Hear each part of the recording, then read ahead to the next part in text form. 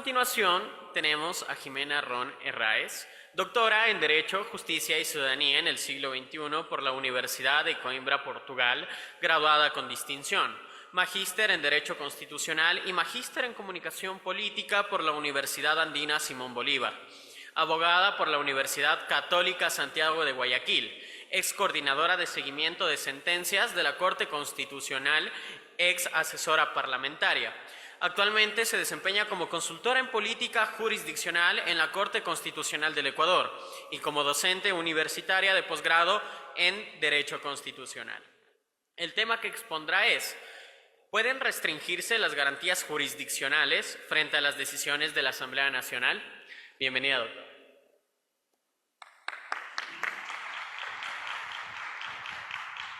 Muchísimas gracias a todas y todos. Voy a empezar agradeciendo por la invitación y agradeciendo este espacio generado por el Instituto Ecuatoriano de Estudios Legislativos y por la doctora Livia. También agradecerles a ustedes que se queden todavía para escucharme. Voy a tratar de ser lo más corta y concisa posible, y además porque este tema un poco sobre este tema ya se refirió un poco el doctor Cervantes. Yo voy a darles algunas líneas generales respecto a la pregunta. Yo no sé si me ayudan con las diapositivas que envié, respecto a la pregunta que se plantea en esta ponencia, y es: ¿se pueden restringir las garantías jurisdiccionales en los casos, digamos, frente a decisiones de la Asamblea Nacional? ¿Y por qué planteo esta pregunta?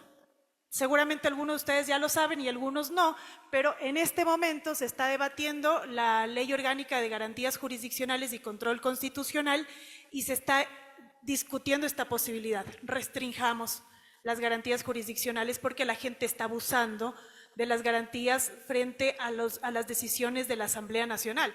Y ahí debo decirles algo de entrada, y yo estoy de acuerdo. A mí me parece que la Asamblea Nacional, como el órgano máximo de la política y como además la primera función del Estado, no puede estar limitada por decisiones que toma un juez, digamos, de primera instancia, ¿no? Sin evidentemente no ser empática con estos temas, pero me parece que es importante tener claro la importancia de la función legislativa. Ahora, eso que yo creo tiene sus bemoles, porque no es tan sencillo, y les voy a explicar por qué. Ahí sí me ayudan con la diapositiva, por favor. Pasando la diapositiva. Bien, creo que antes había algo. Ahí, ok. La Constitución en el artículo 424 y en el artículo 426 nos da una idea clarísima, y es esta: no existe acto del poder público exento de control constitucional. Claro, la idea del constituyente, quiero que piensen esta idea iniciada en el año 2008, es que no hubiese nadie, ni público ni privado, que pudiera hacer algo fuera del marco constitucional, entendiendo que la Constitución es esta cancha que nos trazan, ¿no es cierto?, y dentro de la cual, solo dentro de la cual debemos actuar, de manera que no existe, y esta creo que es la regla general o la idea de la que hay que partir: no existe un acto exento de control constitucional, salvo que la misma Constitución lo establezca, y yo creo que ahí el ejemplo clásico o más claro es la disolución de la Asamblea Nacional que tuvimos hace poco, y ustedes vieron que la Corte Constitucional dijo: yo eso no lo voy a controlar. ¿Por qué? Porque la Constitución no me lo permite. Entonces, si hay un acto que la Constitución te dice: ok, este no lo controles, es el único que no se puede, pero si no, técnicamente todos son controlables, ¿no? Y por control me refiero a que sobre todos ellos se puede establecer una garantía jurisdiccional. No sé si me ayudan con la siguiente. Bien, esta idea de la Constitución, la Corte Constitucional la ha reforzado, y ahí les cuento un poquito. La misma duda tuvimos con el poder electoral. ¿Por qué? Porque los actos o las sentencias de la función electoral, en este caso del Tribunal Contencioso Electoral, sí están exentas de control de constitucionalidad por la ley orgánica, no por la Constitución. Y entonces surgieron algunas dudas, y la Corte Constitucional ha emitido algunas sentencias, dos que yo les traje para analizar, que es la del año 2009 y una del año 2020, es decir, bastante reciente, en que la Corte Constitucional le dice al legislador: sí, Usted puso esa restricción en la ley orgánica, pero adivine qué, yo puedo revisar todo.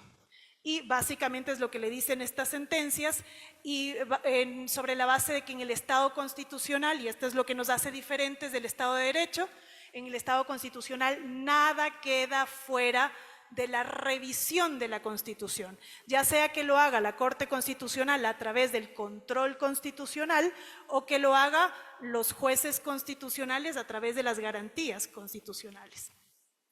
Vamos a la siguiente, por favor.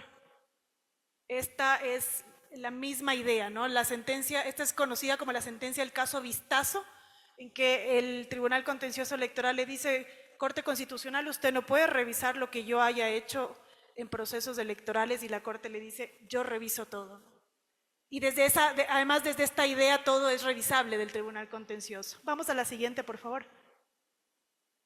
Ahora bien, además tenemos, a propósito del tema convencional que nos habló la doctora María Dolores Miño, tenemos también la sentencia Camba Campos versus Ecuador, que el doctor Cervantes también se refirió, y en esta sentencia la Corte Interamericana de Derechos Humanos le llama la atención al Ecuador, ¿no es cierto?, declara una vulneración incluso porque se eliminó el recurso de amparo, entiéndase, el ancestro, digamos, de la acción de protección, frente a un juicio político de vocales del Tribunal Constitucional, es decir, se les dijo a ustedes no pueden presentar recurso de amparo, y la Corte Interamericana dijo, a ver, momentito, usted no le puede restringir un recurso de amparo a nadie. El recurso de amparo es que en este caso sería nuestra acción de protección, es un mecanismo para proteger derechos constitucionales.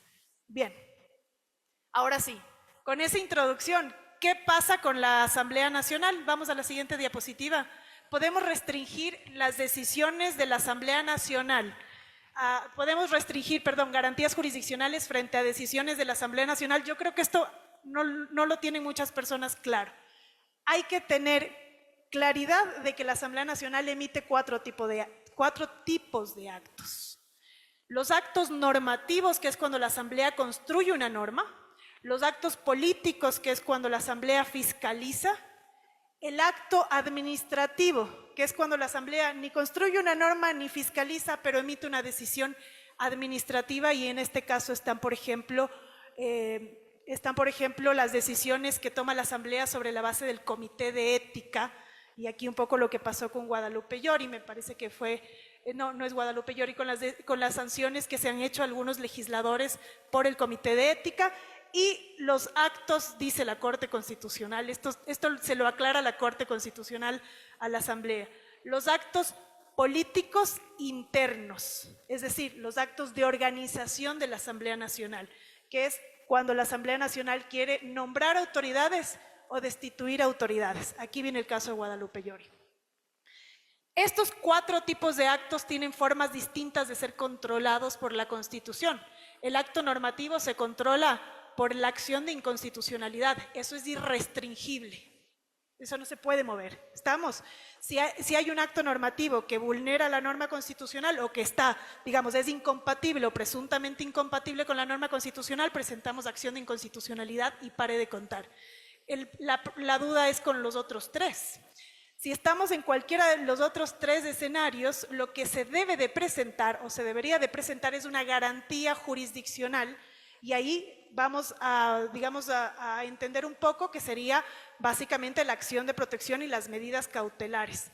Esto de aquí, de acuerdo a lo que les comenté, no se puede restringir. De manera que esta modificación legal que se está planteando sería realmente un problema. Lo que sí se puede hacer es ir podando esa garantía, ¿no?, para hacerla un poco más pequeña, pero restringirla no.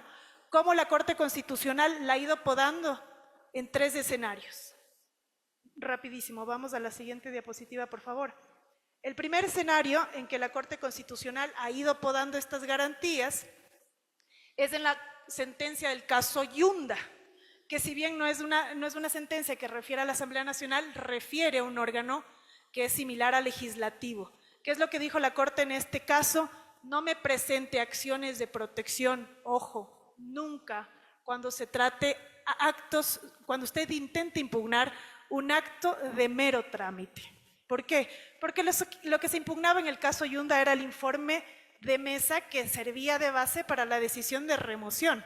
Entonces la Corte Constitucional dice, si es un acto de mero trámite, yo no le voy a aceptar acciones de protección. ¿Estamos? Eso creo que nos da una idea clarísima de cuándo sí y cuándo no. Y lo siguiente que dice la Corte es por decisiones definitivas sí puede, es decir, por la decisión final. Ahora, esta decisión final solamente cuando vulnere debido proceso y no en todas las garantías del debido proceso, sino solamente en aquellas que correspondan al proceso político. Vamos a la siguiente, por favor. El siguiente es el caso CPCC, el caso del Consejo de Participación Ciudadana y Control Social, en que la Corte hace un análisis de un escenario también en el que se impugna aquí un acto inicial, no un acto de trámite, sino un acto de inicio, y se presenta una medida cautelar. La Corte Constitucional dice, a ver, no mero trámite, yo ya había dicho eso en el caso Yunda y ahora adiciono, tampoco actos de inicio. ¿Por qué? Porque ninguno de ellos modifica la situación jurídica.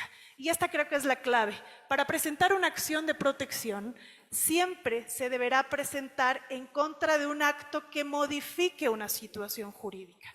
Si es un acto de inicio, yo no sé si me van a sancionar todavía. Preséntalo en contra del acto que ya te sancionó, que es el acto definitivo. ¿Estamos?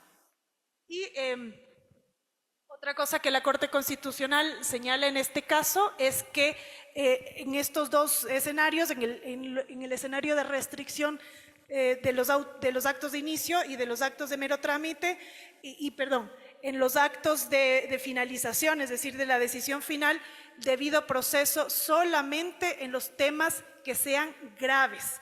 Digamos, no se puede presentar una acción de protección por vulneración al debido proceso por temas procedimentales. Si es por temas procedimentales, dice la Corte Constitucional, esto debería solucionarse dentro del mismo espacio político.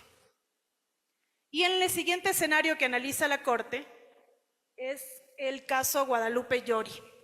Este caso también es súper interesante porque este es justo este acto que yo les decía, el acto de política interna.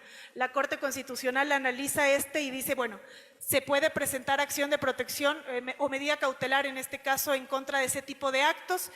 Se puede siempre que sea la decisión definitiva, dice la Corte. Se mantiene la misma idea. No actos de mero trámite, no actos de inicio, mantiene la idea del debido proceso, el debido proceso solamente cuando genera una afectación grave y eso ocurre solamente cuando hay una afectación al derecho a la defensa. Si no te dejan defender en un proceso, ya sea de control político interno o de control político externo, estamos frente a una vulneración grave del derecho a la defensa en el contexto del debido proceso. El resto de temas procedimentales, que faltó un documento, que faltó, no sé, alguna firma o que faltó algún tema procedimental más pequeño, tiene que solucionarse o ante el juez competente, que fue lo que ocurrió en el caso Yunda, cuando la Corte dijo que lo solucione el contencioso electoral, o tiene que solucionarse en el mismo espacio, dice la Corte. Si es un tema político, que se quede en el campo de la política. Y bueno, en este caso también, y en el anterior, la Corte Constitucional señala que no se puede transformar una medida cautelar en acción de protección cuando estamos en un juicio político. Estas líneas que nos va dando la Corte Constitucional en sus sentencias son las que van podando la garantía jurisdiccional. ¿Para qué? Para que no se presente frente a las decisiones de la Asamblea Nacional cualquier acción de protección o cualquier medida cautelar en cualquier momento, frenando una de las competencias más importantes que tiene la primera función del Estado, que es precisamente regular el marco normativo y fiscalizar los actos del poder público. Muchas gracias.